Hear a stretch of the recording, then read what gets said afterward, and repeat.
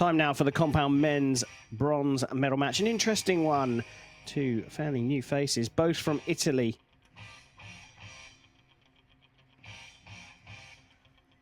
On target number 1, representing Italy, Michea, Godano. On target number 2, representing Italy, Fabrizio, Aloisi. Judge of the match is Miss Marlene Krebets. And we are ready to go. With Michea on target 1, shooting first. So a peek into the future of Italian compound archery. 21-year-old Michea Godano, world number 275, came ninth at the first Grand Prix in Lilleshall this season. Goes up against the 17-year-old Fabrizio Aloisi. No senior world ranking, but was the Indoor World Series Youth Finals champion earlier on this year in January.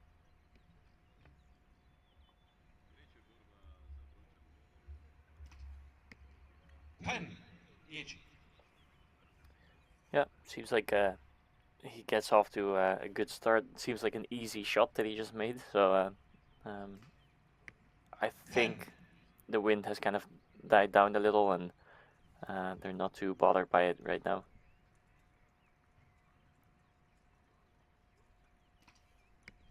The best 10 of today.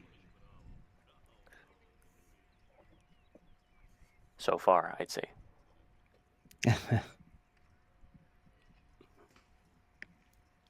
9. Good group, but just drifting high. Yeah. I was gonna suggest that he were to move his sight, and he did. So 10 I guess he read my mind 20, there. 10, 30 points. So a perfect start.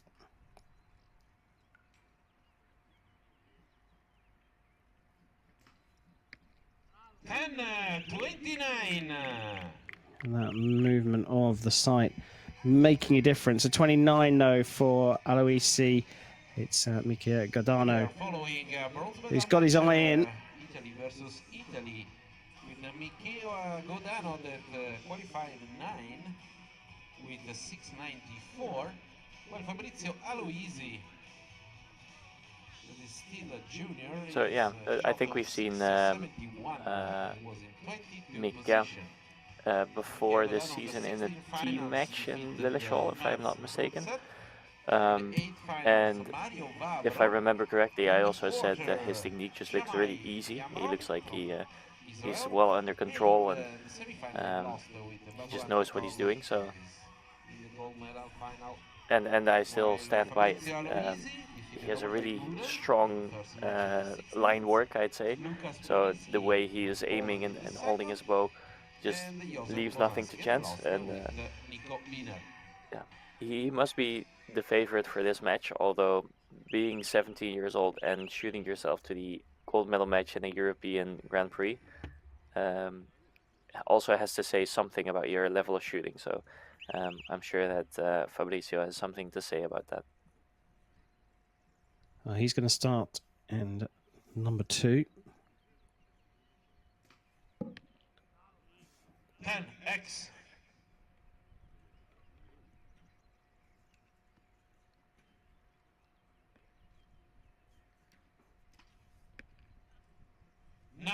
Yeah, I think he was not too happy with that shot. Not necessarily where it landed, but also how it went. 9.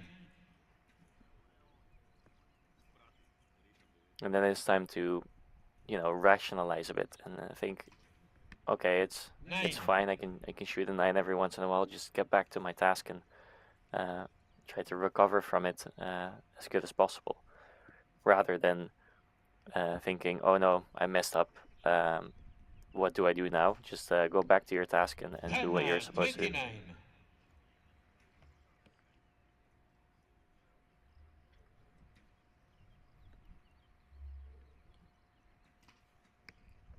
9-27. That means So that pulled that Aloisi one, as you is saw, back of for a the information, 57. and now So takes the it lead, is the 17-year-old 50-57 after now 2 with the tenths. lead, switching things around by 2 points. 58 plays 57, of course, subject to Italian confirmation from the target judge. Chef, I don't want to play too much on this one, but it's often in sport that you get a clutch of young athletes coming through that kind of drive each other's level on, and that certainly looks to be the situation here with the Italian team. Yeah, I don't know what the tactic was by the federation. Obviously, they might have just sent a junior team for experience, but in any case, they're doing really well. And like you said, I think the top level of archery is getting younger and younger. Obviously, there are some anomalies like let's say Kim Woo-jin or Brady Ellison, or like there's some people who've been around for ages and still shoot really well. But most of the people we see on the high level of the World Cup circuit, for instance, are younger and younger, I feel. Certainly seems to be the way.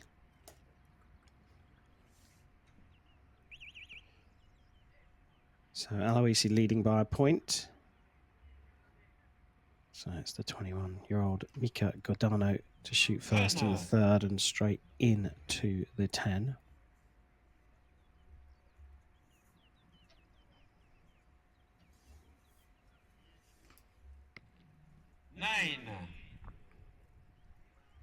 Not too bad of a shot. Just didn't hit the middle. And it's a shame that the camera cuts away so fast, so you cannot really see much of their reaction. Although there was a bit of a reaction here. He tried to pull that up, but he knew that was going to go low.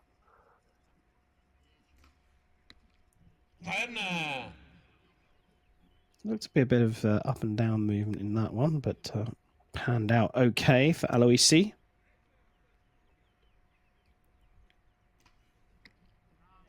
So the difference here between Michea and Fabrizio is, or one of the differences obviously, is that for Fabrizio, I feel like most of the shots kind of look the same. So I think it's mostly the aiming pattern that's sometimes putting him in the 9 ring. Whereas Michea, he either shoots a really good shot and it just hits the middle, or you can see that he wasn't too pleased with the shot. You can see that there was a reaction to where the arrow is gonna go. So it's like the difference of shooting either good or bad shots, or trying to shoot good shots the whole time. And it's I think a difference in experience level maybe. Yeah, but there's really not very much in this one, is there? I mean, you couldn't get tighter than a single point match. And, well, now looking at it on the review by the target judge. Nope, there we go. It is a 1 point lead for Fabrizio Aloisi. But you've always talked, Chef, about this 1 point deficit. You get to shoot first, and perhaps there's a bit of an advantage in there. Yeah, in some cases there is, I think. And I'm mostly going into the last end with 1 point deficit. I wouldn't say it's an advantage, but it's not necessarily a bad place to be, because you can put some pressure on, and you know, the pressure in a match will always rack up till the end, especially in a close match.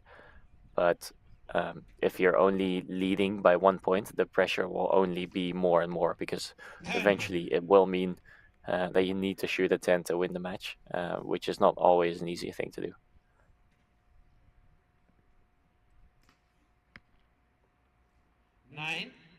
Just like that, we're all square again.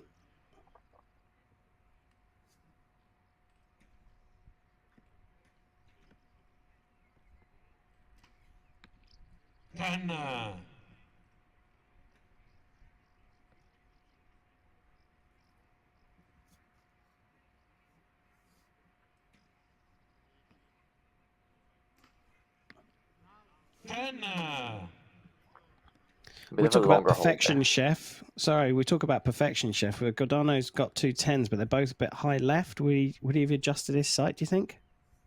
It depends on where a shot went off, because that one, for instance, it is in the group, but he knew that was going to go left. So then that begs the question: if his side pin would have been in the middle, would it have hit the middle?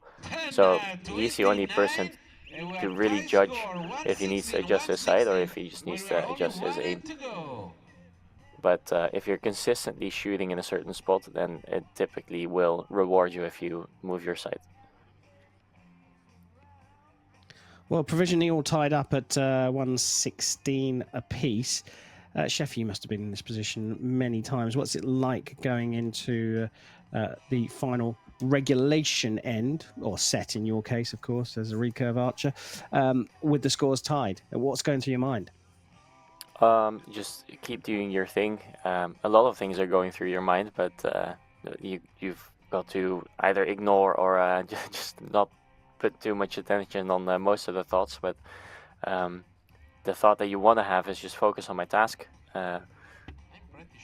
Do what I was supposed to do the rest of the match. Like, it doesn't change that you're tied. You shouldn't do anything else just because you're tied. And that's kind of, I think, the key thing. In archery, you don't want to overperform because that'll just make it worse. Well, who is going to be eating the celebratory gelato this evening? We're about to find out. End number 5. 10x.